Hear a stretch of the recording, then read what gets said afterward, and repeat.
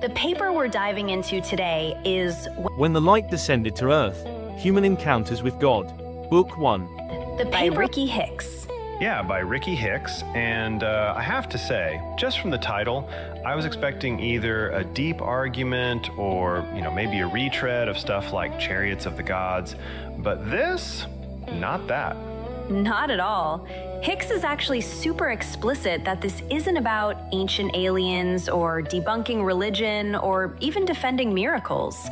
Instead, the big question the paper asks is a pattern that lies all these reports of people meeting God, or, that defied explanation?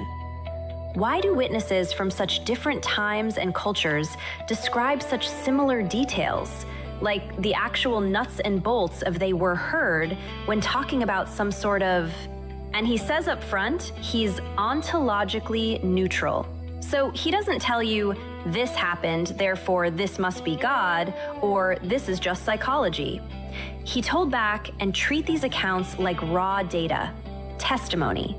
Right, and the room that runs through the whole book is this high strangeness sensory coding, HSSCS. I mean, I love how it chops up each encounter into 5 channels. What did the witness hear, see, feel in their body, notice about movement, and experience in their mind? Yeah, so Hicks is just summarizing stories.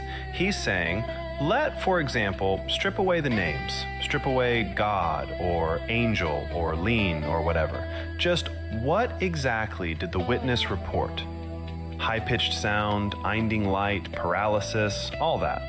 What's wild is once he applies that schema to ancient texts, from the Thalo people of India, to Ezekiel in Babylon, to Aboriginal Australians, to survivors of modern events like Ema in 1917, or even Joseph Smith, he finds this recurring pattern. Like across cultures and millennia, the sequence is sound, then light, then some kind of physical response, then private instruction or overwhelming sensation, then, sometimes, the birth of religious institutions. Totally. And he's not ignoring the problems. There's discussion about how oral canned things, stories changing over the years, translation errors, editors tidying up accounts, so those are all limitations. But he points out, still, across traditions with no contact at the time, the sensory sequences converge. It's almost unsettling. Theologically, all these religions disagree radically, but raw experiences, they sound like they're describing the same phenomena. What it means depends on the culture. So a Zoroastrian river becomes the foundation of one faith.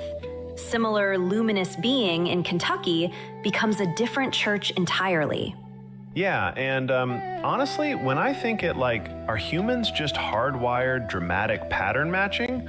Or is there actually some underlying thing happening out there, one that's real but resists being pinned down? I mean, he leaves that open. The possible explanations are wild. A real divine being, a non-human intelligence, shared brain phenomenon, or a strange natural event that triggers all this stuff. Kind of makes you want to go out and stand in the woods at sunrise, just in case. Or maybe not. I don't think I would be paralyzed with terror and then sent forth to found a new religion. I can barely keep up email. Fair. But for listeners, what I love how Dozit let us off the hook and neat conclusion. He's not saying believe or don't believe that.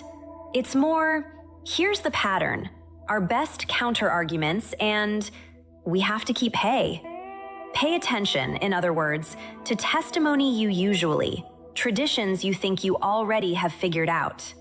Right. Academic research is an absolute truth. It's provisional, and the next of evidence might change everything. And this topic practically demands humility. Yeah, keep listening. The witnesses, as Hicks says, waited a long time to be heard. That's maybe best to end, with answers, but with better, deeper questions.